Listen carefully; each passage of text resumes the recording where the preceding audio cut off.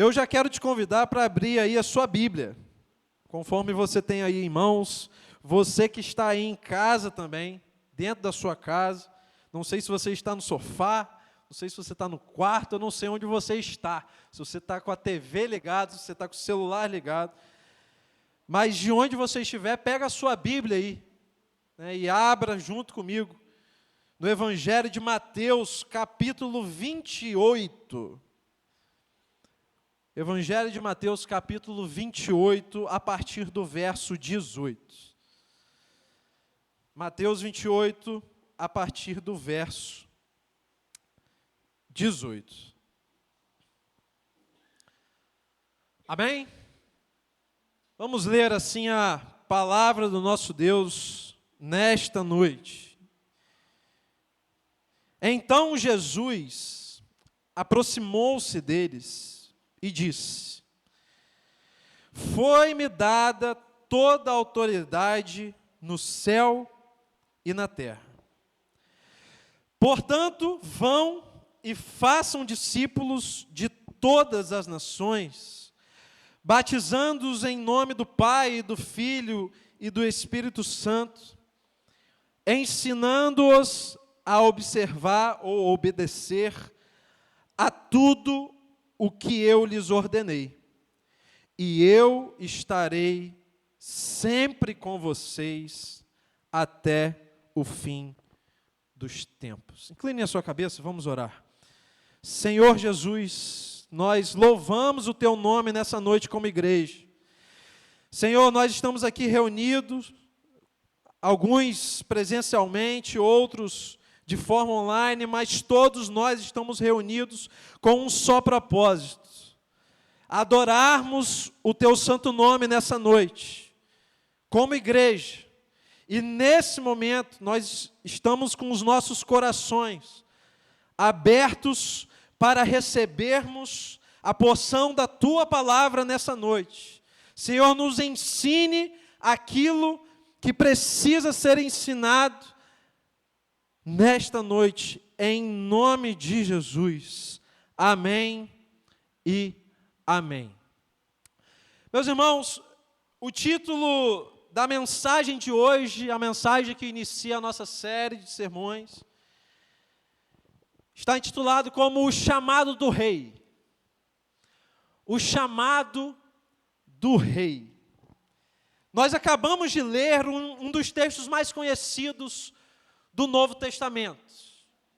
Um texto que é repetido muitas vezes de forma incansável por nós, e muitos já têm até decorados essa sequência de textos, esses versículos que nós lemos aqui do 18 ao 20.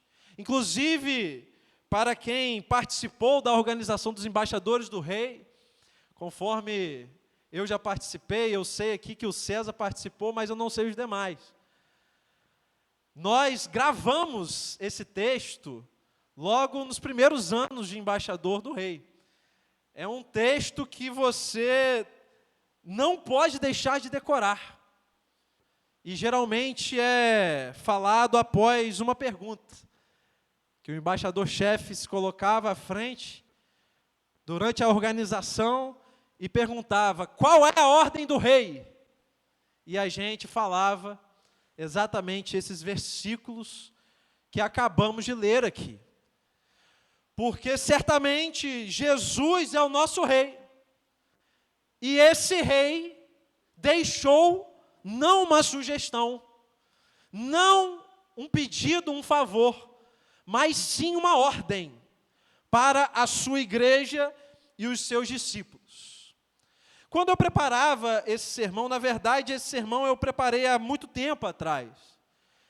E quando eu estava preparando este sermão, eu me lembro que nós vivíamos mais uma daquelas etapas fervorosas da nossa nação, que é a eleição para presidente, onde nos últimos anos nós estamos percebendo uma polarização muito grande no nosso país.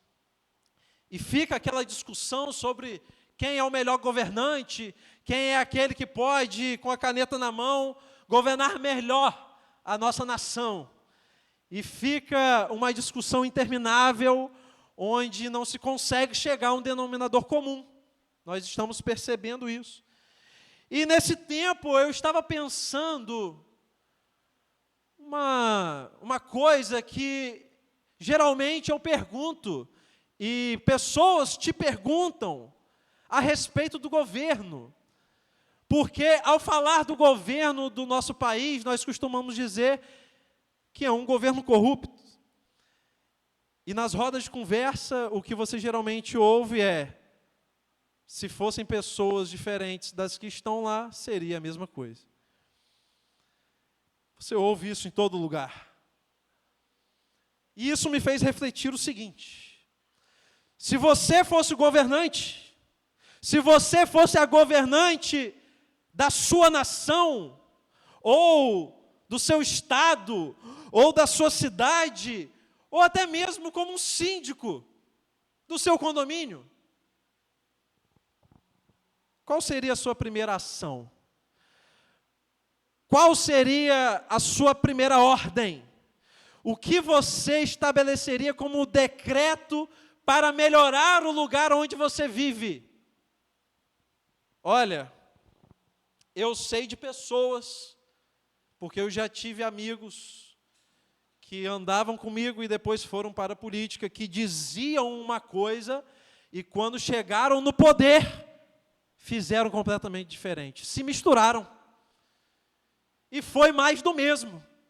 Não houve a mudança que ele falava. Quando eu chegar lá, quando eu for vereador, quando eu for governador, ou quando eu for presidente, eu vou fazer diferente. Não.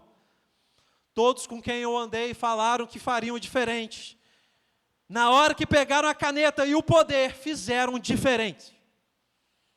Mas fizeram diferente para os seus próprios benefícios.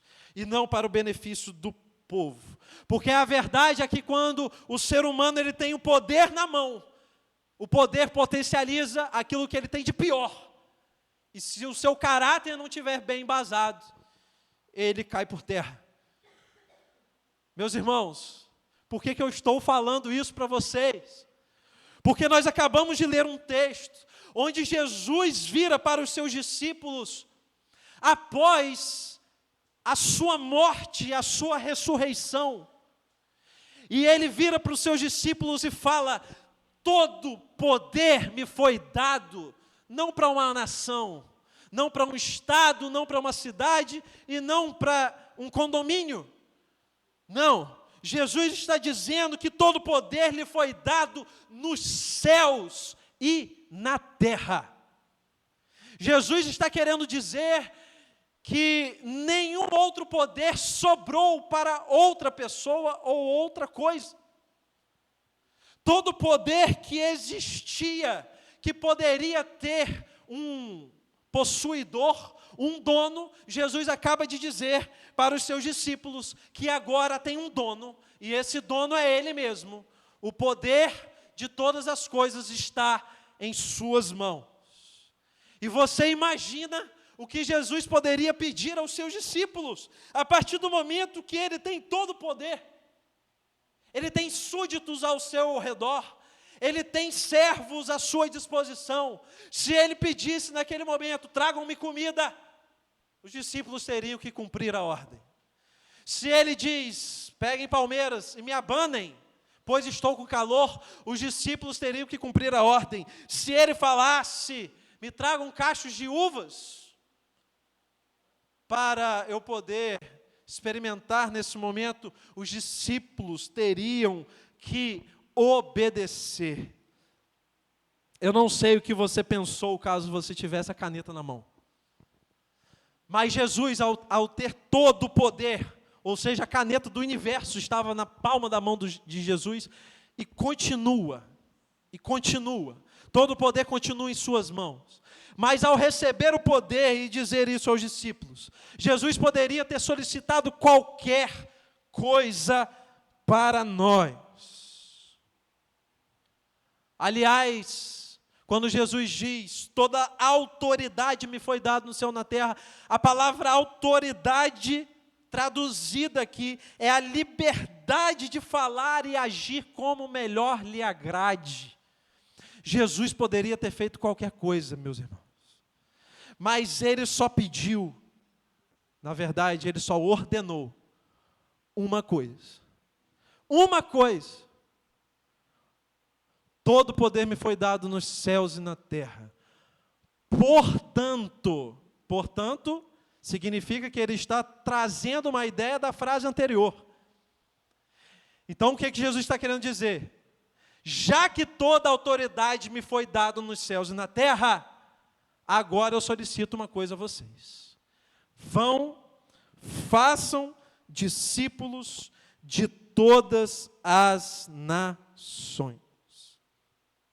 A gente costuma ler a Bíblia somente em capítulos, versículos, livros, mas a gente esquece que nem sempre ela está repartida numa linha cronológica. Então a gente acha que aqui se encerrou o Evangelho, pois se a sua Bíblia é igual à minha, depois do versículo 20 de Mateus, no capítulo 28, não tem mais nada. E você acha que acabou aí, mas na verdade não acabou. Eu peço para você, gentilmente, para trazer a sua Bíblia até o livro de Atos, capítulo 1. Porque o prosseguimento cronológico do que está acontecendo vai desencadear lá em Atos. Atos, capítulo 1, que é a continuação desse texto.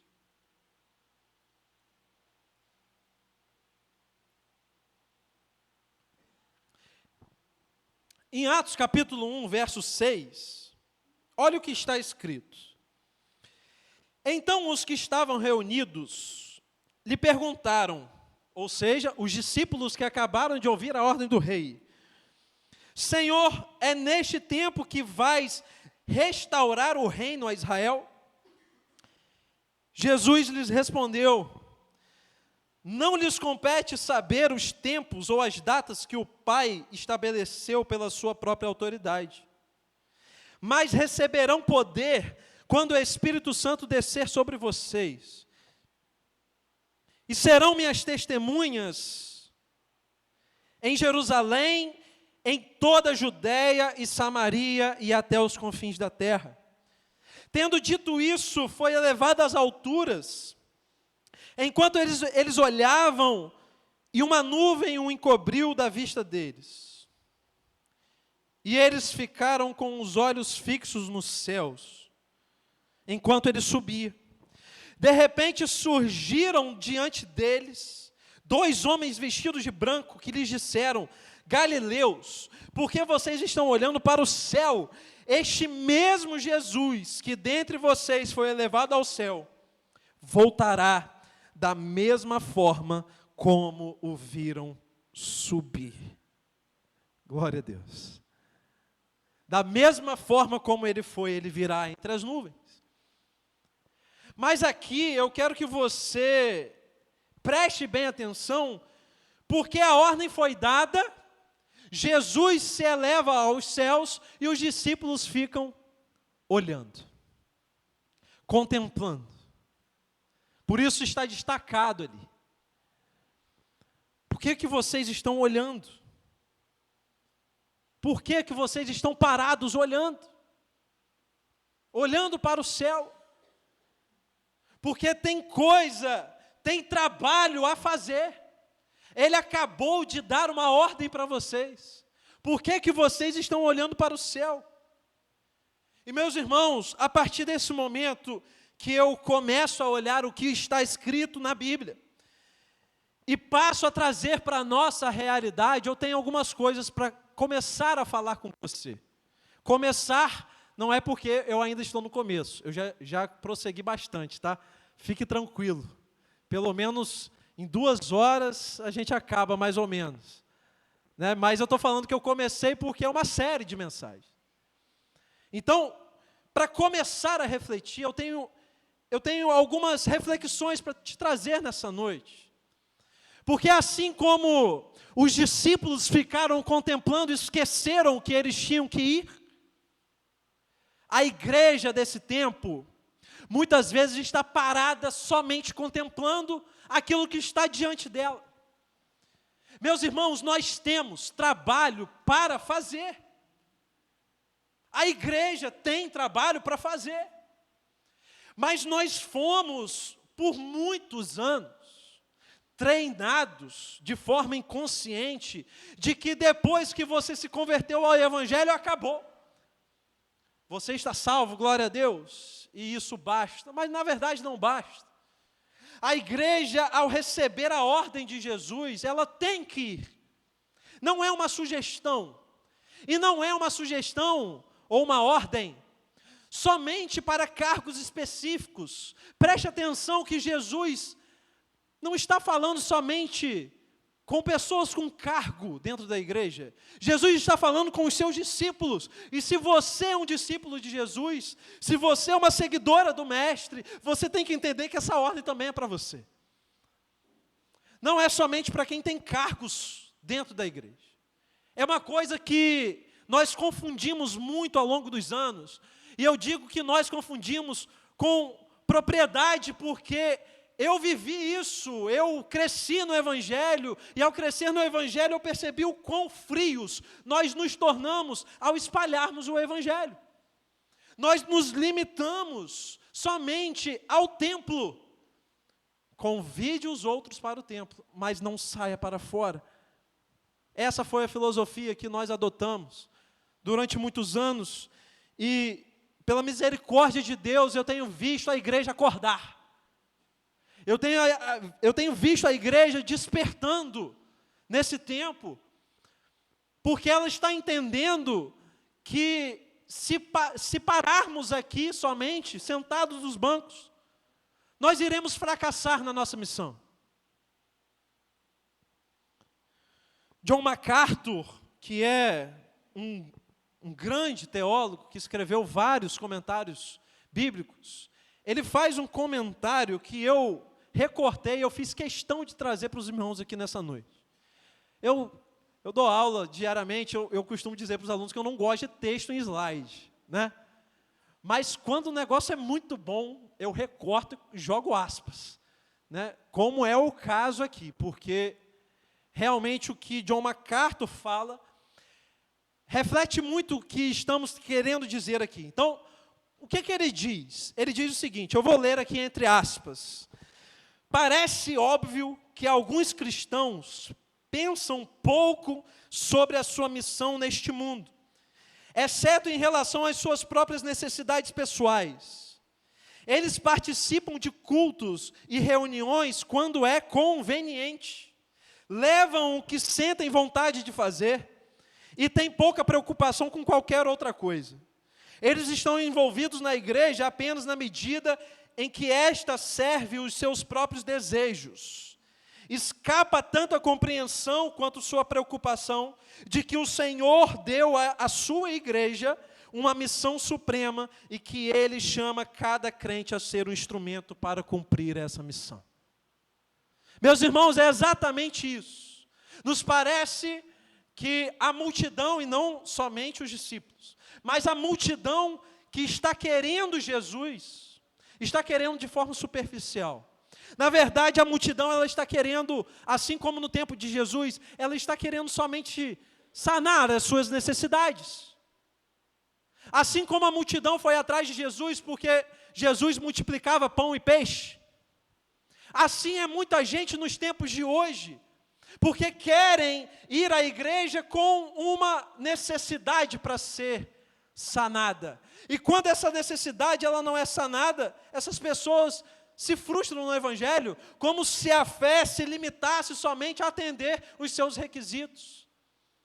Quantas e quantas pessoas com orações não atendidas. Quantas e quantas pessoas frustradas com os relacionamentos de dentro da igreja. E que não querem mais colocar o pé aqui. Mas por quê? Porque é um reflexo daquilo que a igreja, como multidão, está se tornando, e se tornou nos últimos anos.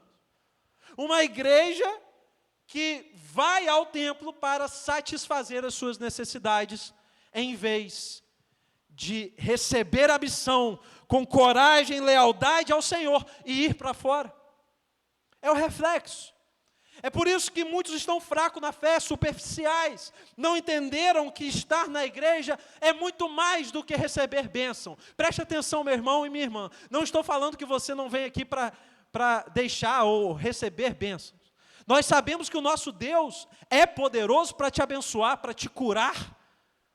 Ele vai te abençoar. Agora, você não pode buscar somente a Deus nesses momentos.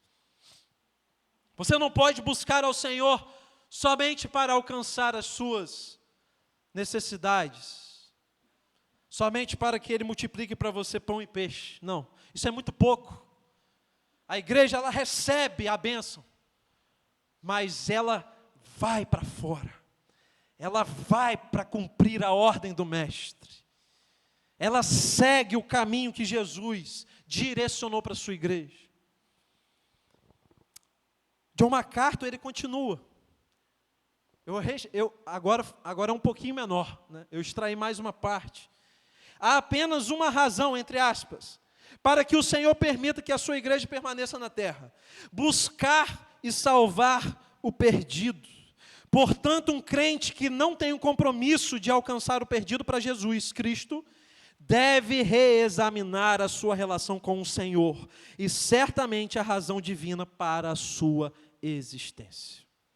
Se você não é um crente, um crente em Jesus, uma crente em Jesus, que se preocupa com almas, reavalie o que está acontecendo no seu coração. Eu não estou dizendo que você não é crente, não estou falando isso. Eu estou falando que você precisa passar por um processo de exame pessoal, uma reflexão interna, em oração ao nosso Senhor, para que você entenda se você não está errando. Porque um cristão verdadeiro, ele se preocupa com almas, ele vai ao encontro de almas. E se você não se preocupa, eu trouxe dados para você nessa noite, para você se preocupar. Preste bem atenção. A nossa nação, pode passar, Gabi, por favor. A nossa nação, ela é majoritariamente cristã. Majoritariamente cristã. Nós temos, mais ou menos, somando com os católicos, mais de 80% de cristãos no nosso país. Os evangélicos somam uma porcentagem menor. Mas a verdade é que tem alguma coisa errada nessa história aí. Porque se nós somos um país majoritariamente cristão, as coisas deveriam estar melhores do que estão. Preste atenção em alguns dados que estão projetados aqui para você. 43,7% da população global não conheceu Jesus ainda. Não conheceu. Isso em número, meus irmãos. É aproximadamente 3,5 bilhões de pessoas. O Evangelho, ele está sim se dissipando pelo mundo. Mas ainda há trabalho para fazer, porque me parece que às vezes a igreja se limita em dizer, não, os missionários estão lá. Tem missionário lá, mas precisa de muito mais. Olha o nosso desafio. 63% da maior região da Ásia, onde tem os países mais populosos, também não conheceram Jesus ainda. Mais da metade. Você pode estar falando assim, poxa, isso é no mundo, né? Tem muita coisa para fazer no mundo. Não. Tem coisa a fazer ainda no Brasil. 52 grupos étnicos, dos 391 que tem aqui no Brasil, também nunca nem ouviram falar de Jesus. Você pode falar assim, poxa, pelo menos já foi alcançado bastante, porque é 52 de 391. Beleza, mas são 768 mil pessoas. É muita gente. Aproximadamente 0,4% da população brasileira. De grupos que nunca ouviram falar de Jesus. Não estou falando só dos não crentes. Eu estou falando daqueles que nem sabem que Jesus existe. Tem trabalho para fazer no Brasil. Próximo dado, por favor, Gabi, por gentileza. 74 mil pessoas, isso aqui é é um dado que você puxa, principalmente de outros dados. É uma inferição, porque tem uma porcentagem, um número exato de pessoas que morrem diariamente, e tem a porcentagem de cristãos no mundo. Então você faz a conta, e você vai chegar ao número de 74 mil pessoas morrendo todos os dias, sem ter conhecido a Jesus. Quando a gente vai para números, é mais impactante. Mas a gente não costuma conversar isso. A gente não costuma dizer que é urgente. É urgente. Eu me pergunto, qual que é a razão? Um tão grande número de pessoas dentro da igreja não fazerem mais discípulos. Qual é a resposta?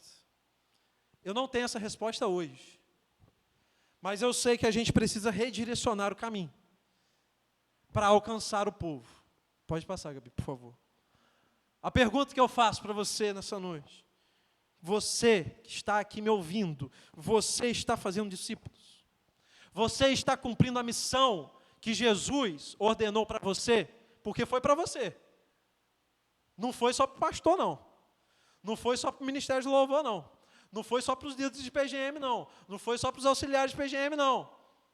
Foi para todos. Você, como discípulo de Jesus, está fazendo discípulos. Quando Jesus dá essa ordem, meus irmãos, não há desculpas. Porque todas as perguntas que a gente poderia fazer a Jesus, ele já respondeu. Quer ver? Primeira pergunta dessa noite, em relação ao texto que nós lemos. Essa ordem é para quem? Essa ordem é para quem? Se você ainda não entendeu, eu preciso que você entenda, de uma vez por todas. Há uma linha teológica que defende que as palavras que Jesus falava para os apóstolos era só para os apóstolos, mas não é bem assim, meus. Porque os apóstolos discipularam pessoas que depois também discipularam pessoas. Então você vê no livro de Atos que, na verdade, não eram somente os apóstolos, mas todos os discípulos de Jesus discipulavam pessoas. Todos os discípulos de Jesus estavam cumprindo a ordem do Mestre. Olha, eu fico um pouco impactado, porque quando eu começo a refletir, tem muita gente que pergunta assim: mas Gila, Jesus não poderia ter feito isso? Porque ele é onipotente, ele é onipresente, ele pode fazer isso. Pois é, ele pode fazer, mas por algum motivo, Jesus decidiu deixar a maior missão de todas, a missão mais importante do reino dele. Ele decidiu deixar nas mãos da igreja. E a partir desse momento, eu não tenho mais que ficar fazendo perguntas, eu só tenho que ir. Portanto, ide. Por que vocês estão olhando? Há trabalho para fazer. Portanto, ide. Então, quem deve fazer discípulos? O pastor? O missionário? Os líderes? Não. Quem deve fazer discípulos é você. Você que está me ouvindo, você deve fazer discípulos. Há uma frase que é atribuída ao pastor Charles Spurgeon, que diz: todo cristão ou é um missionário ou é um impostor. Porque não existe meio termo. Ou o cristão evangeliza, ou ele é apenas um impostor. Em outras palavras, ele é joio no meio do trigo. O mestre vai chegar para você no dia final e vai perguntar: cadê os seus frutos? O que você fez com os talentos que eu te entreguei? Você enterrou na terra ou você multiplicou? É para todos nós.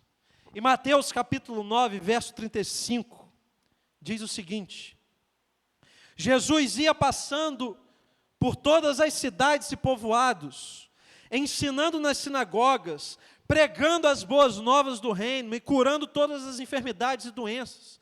Ao ver as multidões, teve compaixão delas, porque estavam aflitas e desamparadas, como ovelhas que não têm pastor. Então disse aos seus discípulos: a seara é grande, mas os trabalhadores são poucos. Peçam, pois, ao Senhor da seara que envie trabalhadores para a sua seara. Jesus, nesse texto, me parece estar angustiado pelo fato dele ter escolhido, naquele momento, não poder estar em todos os lugares que ele poderia estar. Ele estava limitado à sua natureza humana, natureza física. Jesus não conseguia estar em todos os lugares ao mesmo tempo, por mais que ele fosse Deus, porque ele optou assumir a forma humana, como vai dizer lá em Filipenses capítulo 2. E ao assumir a forma humana, Jesus estava apenas em um lugar, ao mesmo tempo. E ele olhava aquelas multidões, e ele via que era muita gente para ser alcançada, e me parece que nessa angústia Jesus fala: orem por mais trabalhadores, porque são muito poucos. Orem ao Senhor da seara para enviar mais trabalhadores, porque são muito poucos. Precisa-se de trabalhadores. Eu não sei se você se recorda, os tempos de escola, onde a gente fazia trabalho, e eu sempre fui uma pessoa muito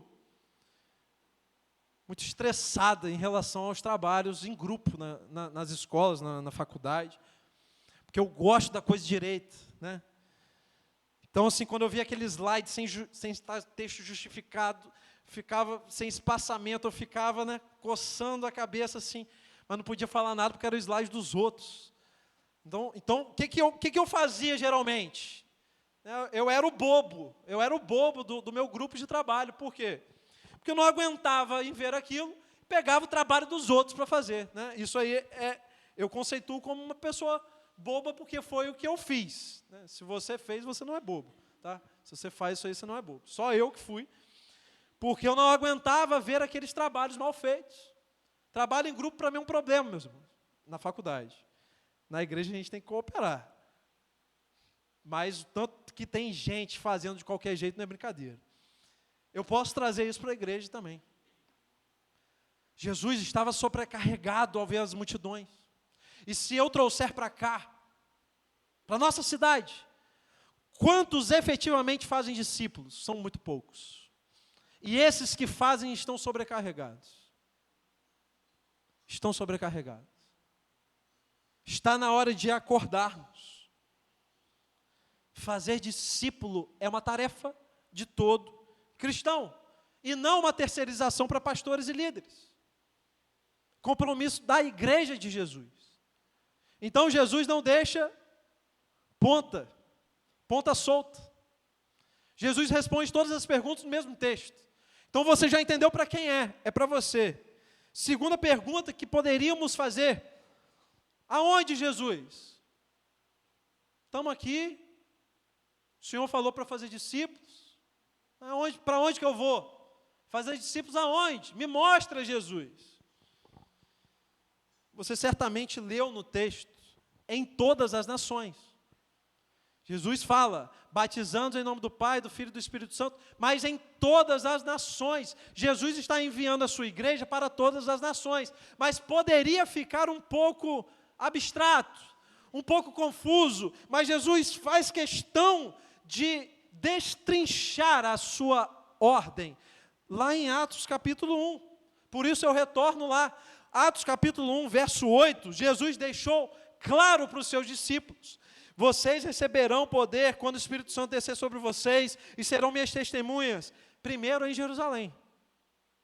Então o trabalho da igreja começa em Jerusalém, mas depois em toda a Judeia e Samaria, e depois nos confins da terra.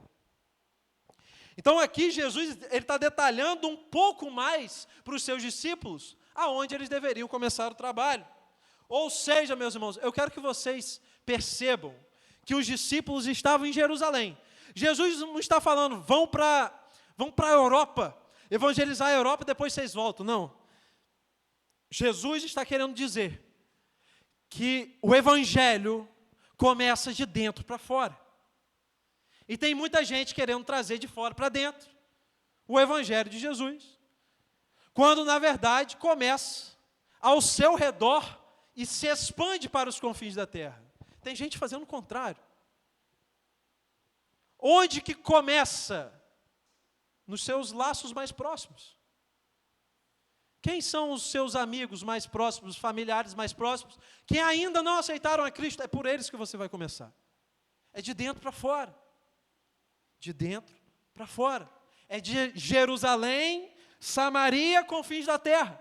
E não o contrário. Jesus deixa muito claro isso. Um outro teólogo chamado Matthew Henry, ele diz o seguinte: devemos sair, seja à próxima porta ou a outro país, e fazer discípulos. Esta não é uma opção, a não ser um mandato para todos os que consideram Jesus como Senhor. Não todos somos evangelistas, num sentido formal, mas todos recebemos dons que podemos usar para o cumprimento da grande comissão. Você pode me dizer assim: Dylan, eu não sei falar em público. Dylan, eu não sei cantar. Dylan, não sei tocar nenhum instrumento. Dylan, não sei mexer no som. Eu não sei ficar na mídia. Eu não sei filmar para um celular. Eu não sei. Calma, respira. Eu vou falar com convicção isso aqui, porque a Bíblia, ela garante o que eu estou falando. Se você aceitou a Cristo, o Espírito Santo forneceu a você algum dom. Não sou eu quem está dizendo, é a palavra de Deus.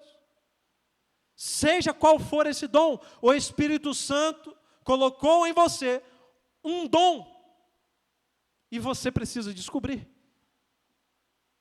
Você precisa descobrir. Mas Ele te capacitou.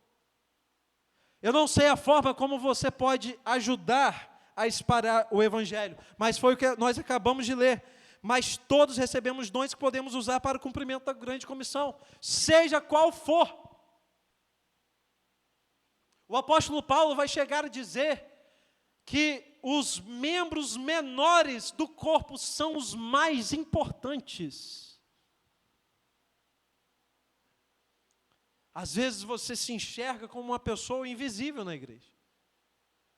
Mas eu estou te garantindo, a palavra de Deus está te garantindo, o Senhor Jesus está te garantindo nessa noite, que Ele te chamou e te capacitou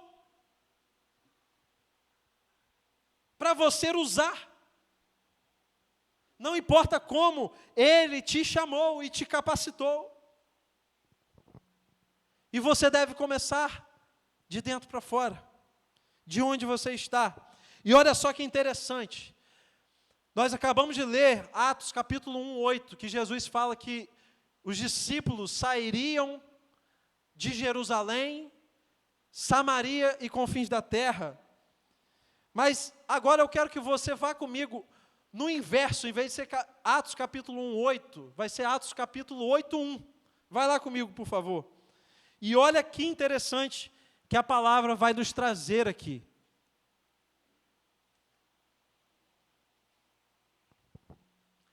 E Saulo estava ali, consentindo na morte, até porque nesse momento Saulo ainda não era convertido, meus irmãos. O apóstolo Paulo ainda era perseguidor da igreja. Saulo estava ali, consentindo na morte de Estevão. Naquela ocasião desencadeou-se grande perseguição contra a igreja em Jerusalém. Todos, exceto os apóstolos, foram dispersos pelas regiões de onde? De onde, meus irmãos? Eles foram dispersos por onde? Da Judéia e Samaria. Jesus falou que eles iriam para onde?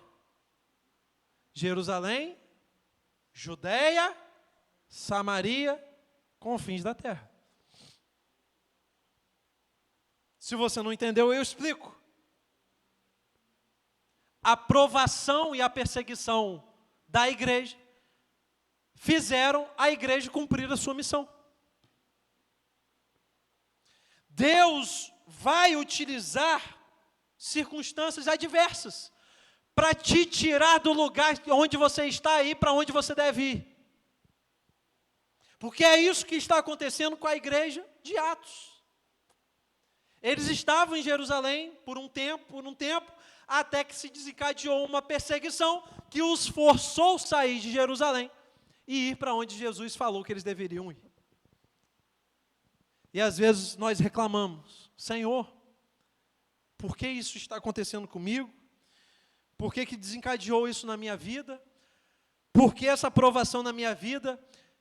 E eu me compadeço com você, porque várias vezes eu fiz esses questionamentos, mas uma coisa que a palavra de Deus nos deixa clara, é que Jesus nunca vai permitir perseguições à toa. Ele tem um propósito na sua vida. Ele tem um propósito para a igreja dele. Amém? Então até as provações são meios de espalhar a igreja pela terra. É isso que Jesus faz. Onde Deus te colocou hoje? Aonde você está hoje? E aonde você está, que diferença você faz para o reino de Deus aonde você está hoje?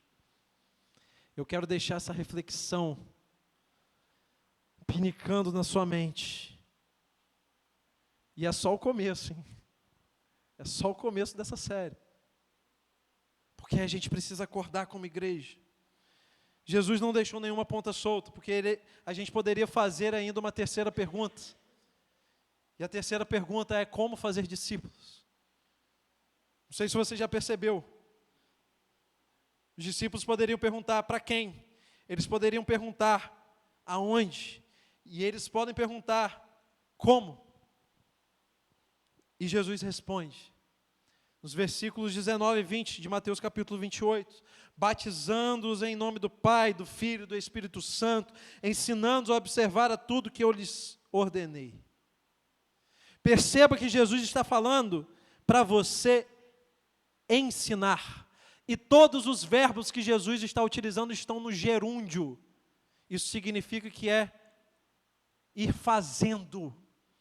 Aonde você está, você vai fazendo. Então, como você faz? Não é abandonando tudo, indo para a África, indo para a Europa evangelizar, não. Como você faz discípulos? Fazendo de onde você está. Vivendo a vida que você está vivendo, trabalhando no lugar onde você está trabalhando, tendo a família no qual você está localizado, e por aí vai, porque Jesus está falando no gerúndio, ensinando, batizando, indo. Portanto, ide, na verdade, o verbo está no gerúndio também. Indo pelo caminho, vocês vão fazendo essas coisas. E eu lamento quando eu ouço que o cristão ele tem vida secular, meus irmãos.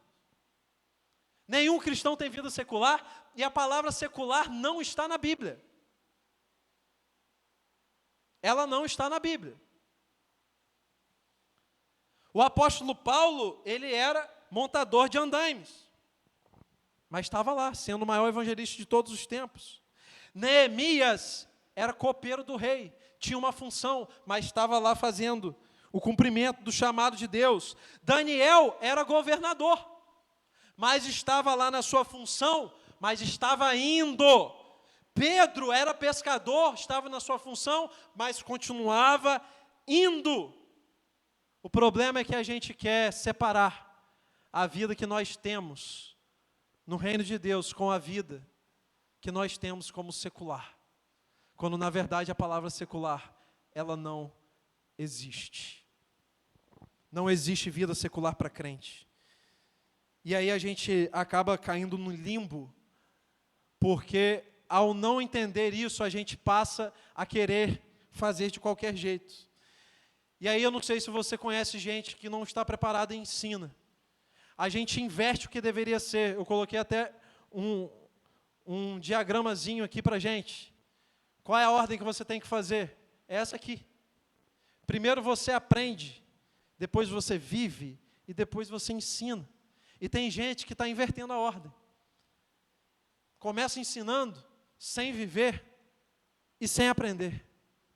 E sabe quem fazia isso? Os fariseus. Os fariseus eram pessoas que ensinavam, gostavam de falar abertamente para o público, teologias vastas, mas não viviam aquilo que eles ensinavam, quando na verdade eles deveriam ter aprendido, depois vivido e depois ensinado. Como você está hoje? Você aprendeu, está vivendo para ensinar, ou você só está ensinando sem viver e sem ter aprendido? Nós, como igreja, precisamos fazer essas reflexões. E Jesus não pega leve com os fariseus. Mateus capítulo 23, verso 15. Ele vai dizer o seguinte: ai de vocês, mestres da lei, fariseus hipócritas, porque percorrem terra e mar para fazer um convertido, e quando conseguem, vocês o tornam 2 vezes mais filho do inferno do que vocês. Jesus está usando palavras duras para pessoas que não entenderam que tem que ensinar aquilo que elas vivem e aquilo que elas aprenderam ao percorrerem um caminho.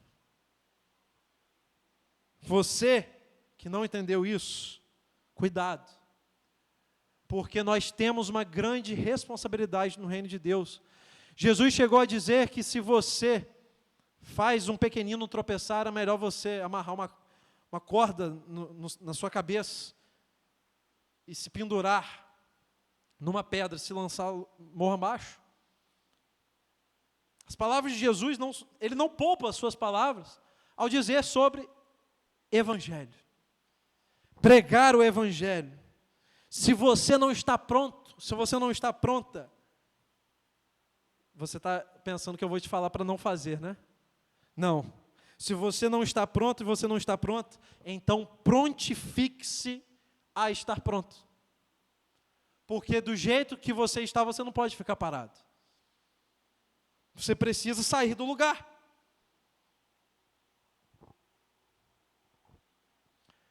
Eu fico fascinado. Às vezes, quando eu não abro a boca e alguém chega para mim e fala assim: você é crente, né? Ou pergunta maravilhosa de se ouvir, né? Isso é música para os meus ouvidos. Não só porque está me mostrando que eu estou vivendo de uma forma que ele veja Cristo em mim. Não é só por isso. Mas é porque é a brecha perfeita que eu preciso. Porque às vezes, você está num ambiente onde falar de Jesus não é muito aceito. Estamos vivendo dias assim. Então, às vezes, falar abertamente qualquer coisa vai gerar uma repulsa maior do que a aproximação. Então, quando a pessoa chega para mim e fala isso, é a brecha perfeita que eu preciso para começar a evangelizar essa pessoa. Faça isso também. Você é crente, né? Sou. Mas eu sou crente em Jesus não só porque a igreja manda e desmanda em mim, não. Eu sou crente porque as minhas condutas seguem aquilo que eu acredito ser correto e que Jesus me ensinou. E aí, eu vou embora. Aí começam perguntas, respostas. Questionamentos, respostas. E aí a gente vai. E sabe qual é a boa notícia? Você não precisa ter um curso de teologia para fazer isso. Basta você ter entendido o que é o Evangelho de Jesus para você. Jesus te alcançou. Então fale como Jesus te alcançou para essas pessoas. Você está vivendo o Evangelho? Então fale aquilo que você está vivendo para essas pessoas. Mas às vezes a gente acha que é uma coisa mirabolante.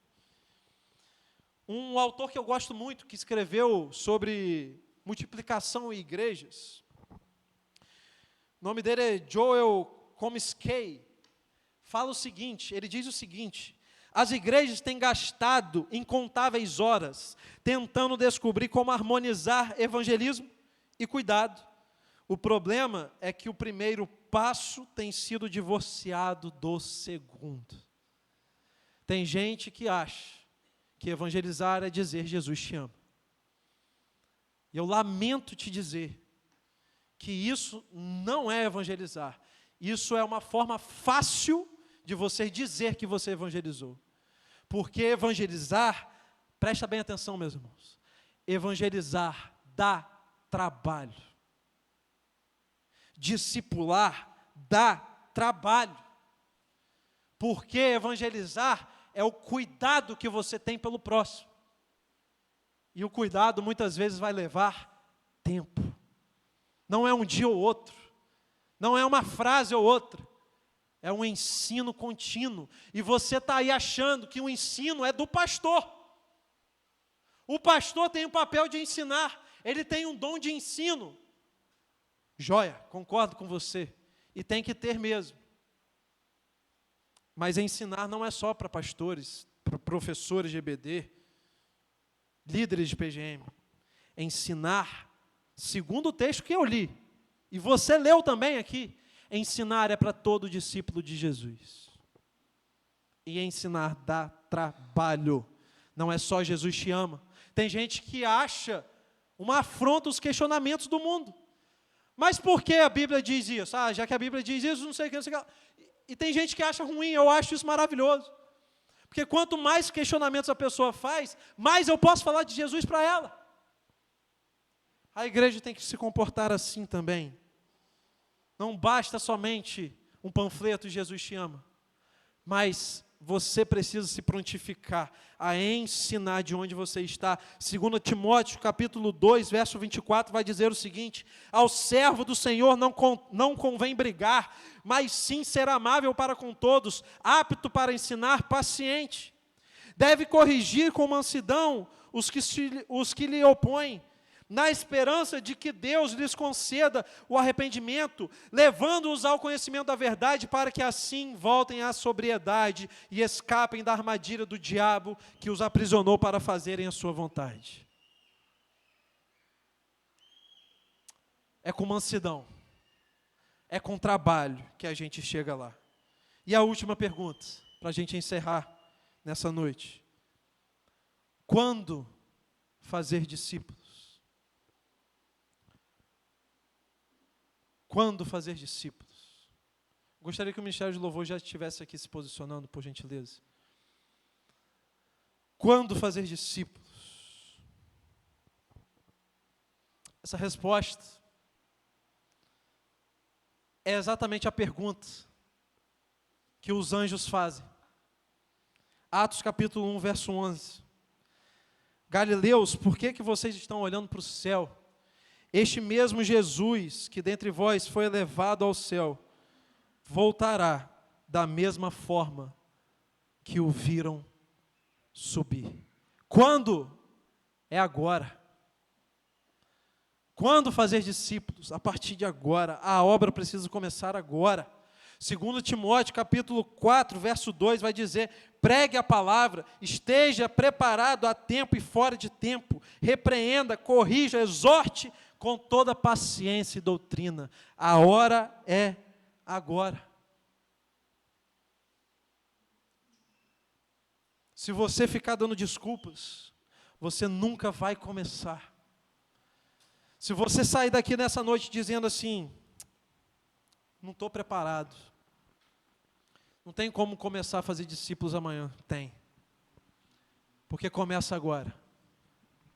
E se você quer uma justificativa, lembre dos dados. Lembre que quase metade do mundo ainda não ouviu falar de Jesus. E 74 mil pessoas morrem diariamente sem ter conhecido o Mestre. Mateus capítulo 8, verso 19. Diz assim: então o mestre da lei aproximou-se e disse: mestre, eu te seguirei por onde quer que você for. Jesus respondeu: as raposas têm suas tocas, e as aves dos céus têm seus ninhos, mas o Filho do Homem não tem onde repousar a cabeça. Outro discípulo lhe disse: Senhor, deixa-me ir primeiro sepultar meu pai. Mas Jesus lhe disse: siga-me e deixe que os mortos sepultem os seus próprios mortos.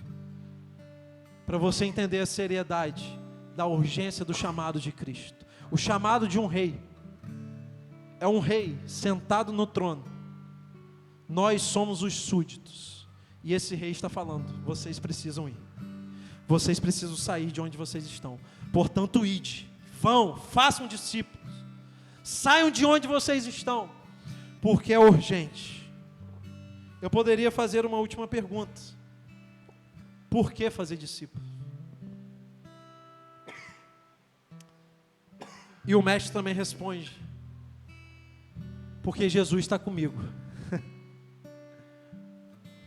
Ele falou: estarei com vocês até o fim dos tempos. Não sei como fazer, eu tenho medo, eu tenho vergonha. Jesus está falando para você: eu estou com você até o fim. Até o fim dos tempos.